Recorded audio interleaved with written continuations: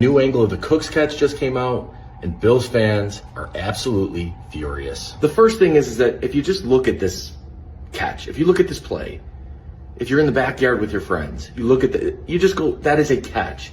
If you were to stop it right here and tell somebody that this is an interception, they would just think you're insane. The second thing that is very clear and obvious here is that Cooks is the first one to possess the ball. He's the first one to get his hands on it. So anybody even saying like a tie goes to that right there is a catch. He has the ball in his hand. We can agree on that, right? The receiver. You don't even need that. He's going down. The next thing I want is quick. I just hate the game had to be decided by this play right here. I want to point out is McMillan's hand position. Look at the top hand here. It clearly goes over the top of Cooks. So Cooks right has there, the inside. He looks like he's down. If you call it square, if you said complete pass, he's down right here. I don't think anyone argues with the call. And I think that is the biggest issue with them calling this an interception. Because if a normal play or like a more routine type of play, he's down. You keep moving. The offense lines up on the ball. You play the next snap. No one thinks twice if this is a completed pass, if he dropped it. It looks like he's down. He made the catch. He goes down. Knee touches the ground. Looks like the play is over with. And he rolls over in the ball. Look at the bottom hand. The bottom hand isn't even close to the ball. The only thing that it's doing is arm barring right there. Cooks. Cooks comes to the ground. He is clearly the only one in possession of this ball. And as they roll through, what is Cooks supposed to do here? Make a football move? He's down. The ball's in Cooks' lap right here, or his chest.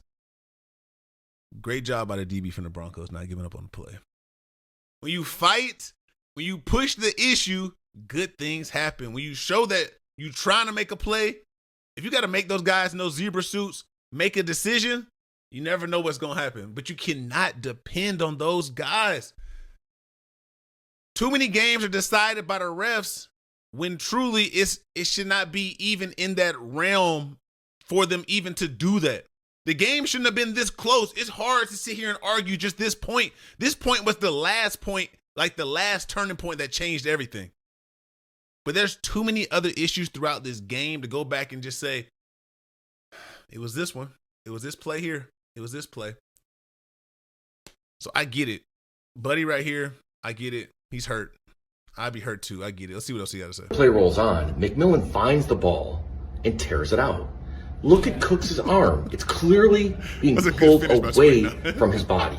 Now, if you don't have possession until this point right here and you pull the ball out, whether you're a running back or receiver, you're not losing that ball. And this is where somebody will inevitably say, oh, you don't know ball, you don't know the rules. That's people's favorite. Really? Take a look at this game 24 hours later. Once again, knee down, similar situation, the ball's in hand, right? It's 50-50 with these refs. You never know. How is this a catch? How is this a catch? And what Cooks did, not a catch. You never know with these refs. You cannot leave the game into their hands. You have to handle business the remaining time of the game. It's 60 minutes for a reason. It's 4 quarters for a reason. Sometimes it gets chippy. Sometimes when it comes down to it, if you're allowing the refs to make the call, you're going to be on the opposite end. It's a coin toss. They're not perfect. They make more mistakes and they get things right. Was Cooks down? I think he was down. I do think he was down. But am I shocked that the refs got it wrong? No. When it's close, they're going to make a mistake. It's not Vegas. It's them. They're not the best.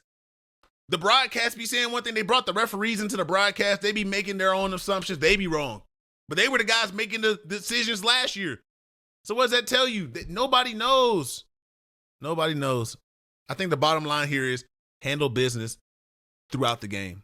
Don't let the game come down to one moment. If you leave it into the refs' hands, you're going to end up getting beat. There's a lot of things to be upset about in life. Don't allow them to do it. Take control of it. That's all I got to say on this one. Let's get to the next video. We out of here.